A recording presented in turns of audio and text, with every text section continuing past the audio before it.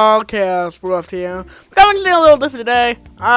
So I have to write this for my writing class and my Anna's writing class.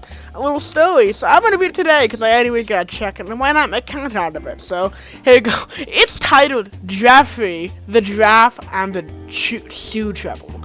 Once upon a time, in the vast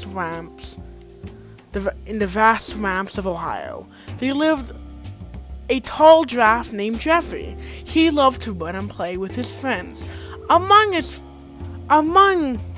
friends was a sleek cougar named Chase.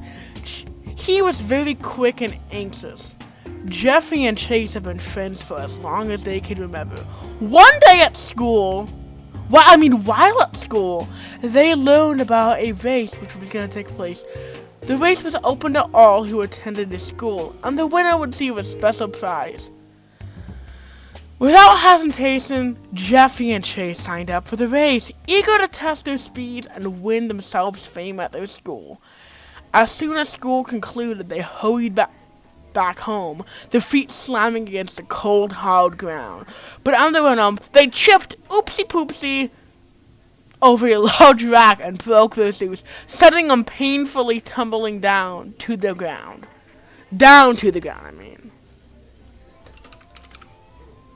They were somewhat angry and somewhat sad, knowing that without proper shoes they would not be able to run in the race. When their parents found out about their broken shoes, they were as mad as a hatter, screaming at them for not being careful. However, they also understood how important the race was to them, and decided to take them to the shoe store to find new shoes. Dragging them by the ear, they arrived at the store. However, to their dismay, they could only find shoes which had to be tied. However, unfortunately, they had never learned to tie the shoes. They bought the shoes. They still had to buy the shoes. As the day of the race approached, he quickly learned to tie his shoes. He was determined to win the race. However, Jeffery, so Chase, had not even tried to learn and gave up. He was extremely disappointed about his attitude. Despite this, he encouraged Chase to keep trying and offered him help. However, he did not listen. Jeffery continued to train every day, pushing himself to the limit. Oh, I actually don't know when that went off. While on the other hand, Chase struggled to keep up and just sat in his bed. As the day of the race approached, Jeffery was confident in his abilities and knew he was going to win. Chase, on the other hand, felt discouraged and unsure of himself. He decided that he would just skip the race. However, Jeffery would not allow it. Chase tried one last time and gave up. She stayed up all night. On the night of the race, he was so anxious that he could not sleep. Well, Jeffery went to bed at 7:30 p.m., happy as could be. And the day of the race, the sun rose high in the sky, and excitement was in the air. Oops, I messed up again. I'm a slacker. Was in the air. Jeffery dragged Chase by his tail and arrived at the school. The race wouldn't start until the second half of the school day. Chase monitored the broadcast and hid in it, hoping he could outrun his responsibility. However, Jeffery knew him, and he knew it was his favorite hiding spot. So he dragged him by the ear and threw him in the classroom. Jeffery, by the ear, rushed Chase to the track fields. As the participants gathered in the starting line, the track coach blew his whistle, and the runners took off. Chase quickly gained the lead, running faster than lightning, with Jeffery right behind him. Chase felt the wind in his hair as he ran, the wind in his fur.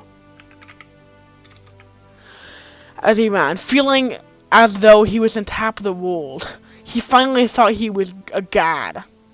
He thought he was a god. He thought that he was a god, and Jeffery was stupid for even trying. Suddenly, he fell and hit he felt his shoe hit a rack, and he stumbled and lost his balance. He fell onto the ground, scraping his knee and his hands, as well as breaking his bone!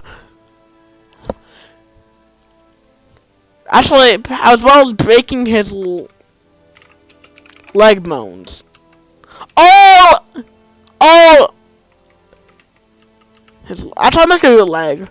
The pain was immense, and he felt his eyes filled with tears. He looked up and saw Jeffrey running past him, leaving him behind. Chase felt defeated, knowing he had lost the race. Jeffrey, however, did not slow down!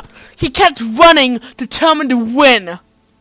Actually, as he ran, he felt the wind on his face. Whoosh, whoosh, and he felt his heart beating with excitement. He knew he was going to win the race.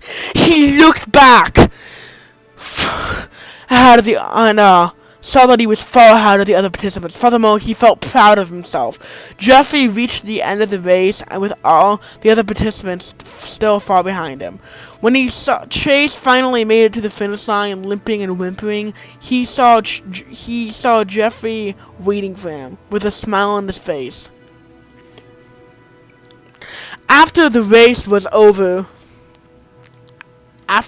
Jeffrey went to Chase and helped him up.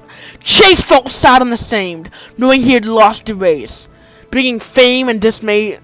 Actually, nah, I'm not gonna add that. Actually, never mind. Jeffrey told him that it was okay, and then Jeffrey showed Chase how to tie his shoes properly. Chase felt great thanks for Jeffrey's help and promised himself he would never give up again. Chase and Jeffrey remained best friends, with Jeffrey always encouraging Chase to keep trying no matter how hard things got. They continued to participate in races, and Chase became much better at tying his shoes. The moral of the story, guys, is that perseverance and determination are the keys to success. Jeffrey's hard work and determination allowed him to win the race, while Chase's lack of perseverance and determination caused him to lose and hurt himself. However, Jeffrey's willingness to help his friends shows that kindness and support is essential for achieving our goals, by not giving up too easily, and by supporting each other. Okay, the little end that I can't include in my story because of my writing teacher is that Jeffrey broke his bones and he died, and he kind of gets a little injured because he cannot afford medical care because he's broke. So he didn't spend enough and money at Hustle University, so he flunked to the Hustle University, so he's broke and now gonna die a sad, miserable death. Bye.